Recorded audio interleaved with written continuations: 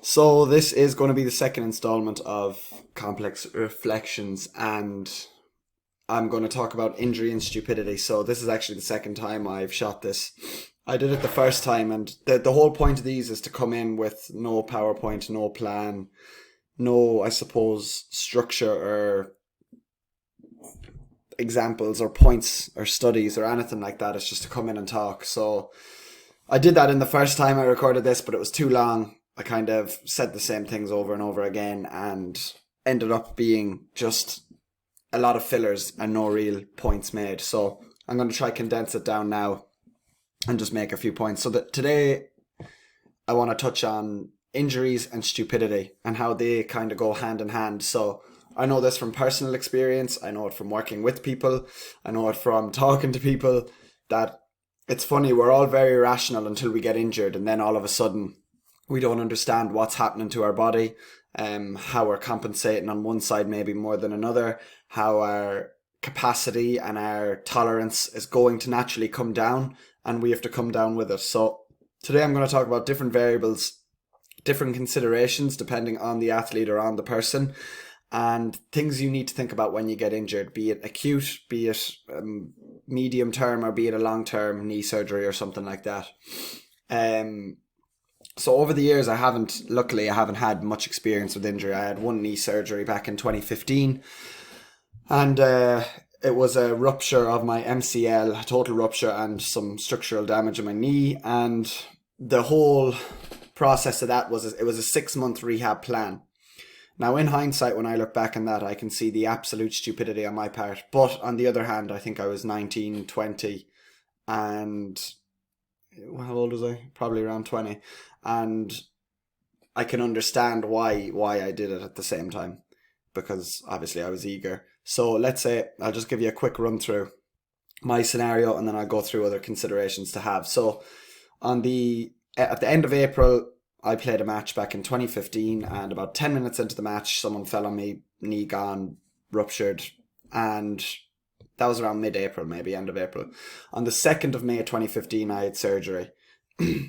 Now, I had a clear roadmap. Luckily, I had a lot of help from the surgeon, touching base with physios and managers and other people who had dealt with knee injuries. And I had this timeline and I had set goals over the space of 6 months. And the goal was, let's say I'd have May, June, July. Maybe in the end of July I could return to some running or back to the pitch for some non-contact training. Then August, September, October. October would be fully ready to go. No stopping me. Everything's good to go there. But in my head, I suppose at the time, this is where the stupidity came into it. Looking back, if that was to happen again, I would take those 6 months and I would just cut the shit, start again, and make sure in October, November, December, whenever, that I'm ready to just jump back in then. Now, at the time, I had no matches really till November or so, and there were only a few club under 21 games. So my main season was from April to July or August, really. So I was missing the whole thing. Championship was in August. We had played a few games in maybe March, and the rest of it was to be played off in August or something like that. So this is where the stupidity comes into it. Surgery on the 2nd of May, and on the 31st of July, I'm pretty sure it was the last day of July, 3 months, not even 3 months later, I played a full match for the club.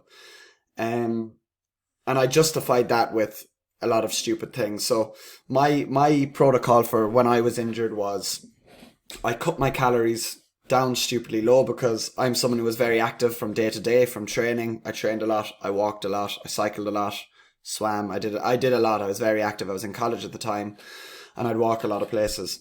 When I was back home, didn't really drive that much, so I'd thumb a lot of places, which would include a lot of walking, etc. So let's say I brought my calories way down low. Now, knowing what I know now, nutrition is extremely important when it comes to recovery, especially hitting your protein targets, keeping your micronutrients high, and putting more of a focus on health. Obviously, look, for some people, they're going to have to adjust their calories when they're injured if weight gain is a problem for them. For me, it wasn't really. I managed to keep active. I think on the Sunday when I got out of surgery, that evening I was in the gym doing some upper body work. Probably not a great idea either, considering the meds were still very, very strong at that point. But I suppose that was the mindset. You get out and you get started. So let's say Monday through Sunday, I could do 3 upper bodies. I do 5 to 6 rehab sessions, a lot of walking, or depending on where I was, I could do a half hour of lunging if I was able to lunge, a half hour of squats. It would change the whole time and it would adapt as I got stronger and stronger. And I do about 3 spinning classes. The spinning classes were just ones I do myself. I wouldn't go into a spinning class. At the start, I'd put the bike seat really high, that there was only a small bit of flexion in my knee, maybe that much. And it was my left leg, so my right leg did most of the work and my left leg just followed. And the interesting thing about that as well, and luckily I didn't know it back then, but I suppose maybe intuitively somewhere I knew it. I always kind of thought that the body is one piece. Which means, obviously, yes, if you are doing a certain exercise at a certain part of your body, you're going to be targeting those muscles more so, but that does have a ripple effect and a knock-on effect to the rest of your body. So they've shown studies with groups of people with broken legs where they have one broken limb.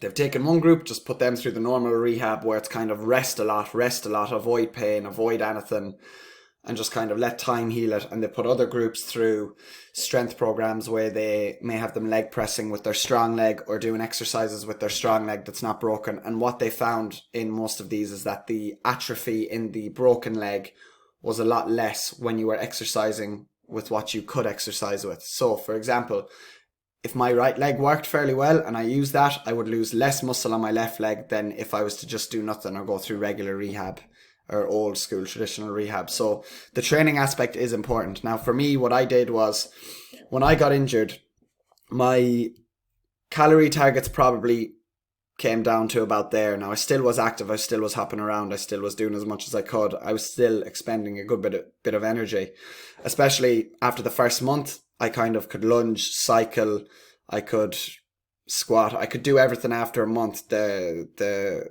first week was fast, it slowed down for a week, and then for the next month I gained quite a lot of strength back and a lot of range of motion, and the improvements were extremely fast before they slowed down, which is very common. So for me, let's say my calorie target came down. Now I brought my calories down to about here, I'd say, which was stupid.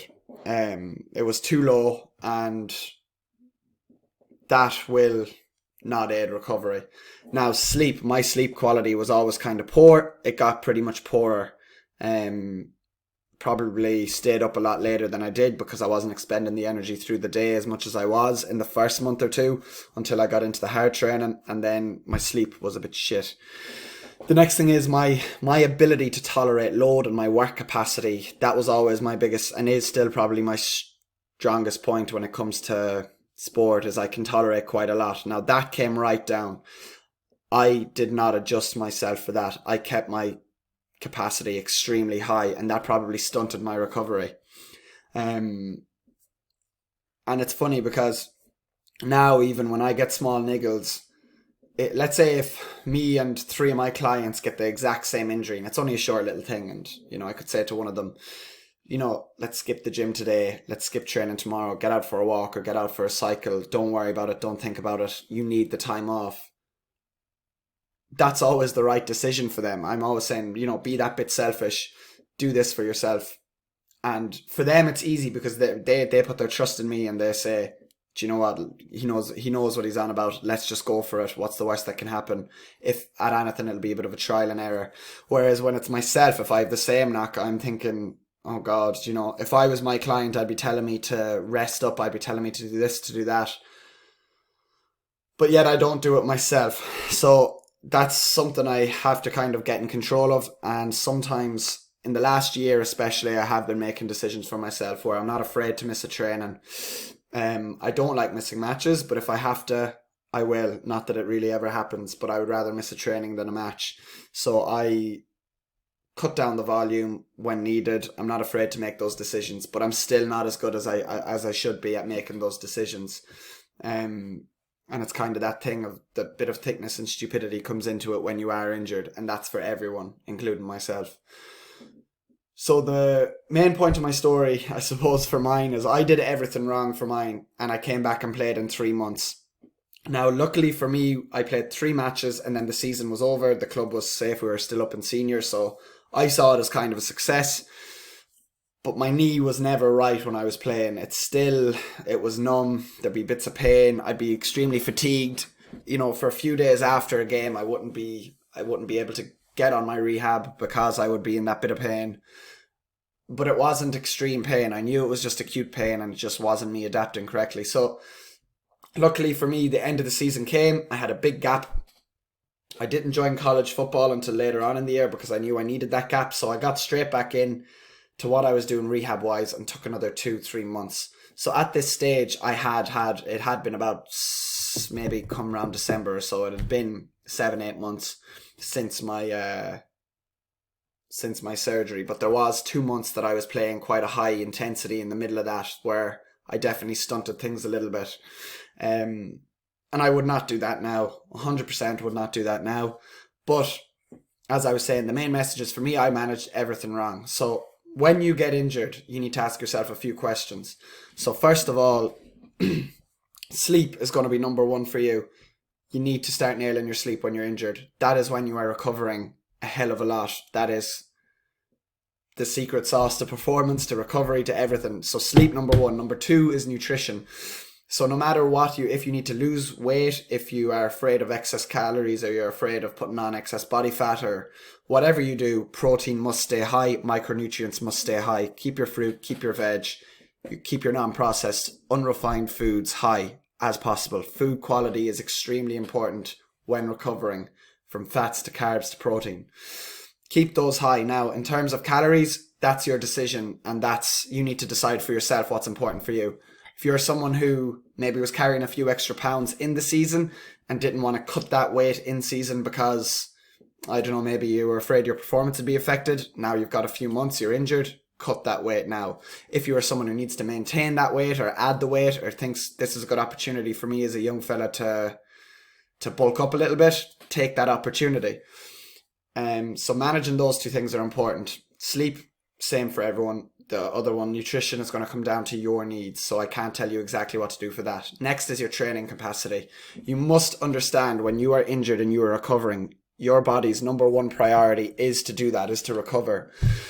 So that means your capacity and your tolerance to load is going to come down. So you need to come down with it. Because if you're training above what you're able to tolerate and what you're able to adapt from, you're not going to be able to recover because your body's going to be focusing on so many other things. You need to come right down and just start fresh again. Think incremental, small jumps. Always stay within your threshold. Don't go above it and don't, I suppose, risk overtraining through fatigue, and don't risk putting yourself in a dangerous situation with your injury. For example, obviously, you've had knee surgery. You're just back bodyweight squatting. You're obviously not going to throw 60 kg on a bar and go squatting it. You're going to start with a goblet squat, 5 kg, 10 kg. You're going to do some sumo deadlifts, some sumo squats. You're going to change it up and you're going to add these little weights. Same thing goes for everything else. So your ability to do everything else must come down with it and you must rebuild again. Training your work capacity is going to be extremely important. So when you do get back to that pitch time, you're able to tolerate, adapt, recover, and you're not taking 3 or 4 days to recover from your first training session back.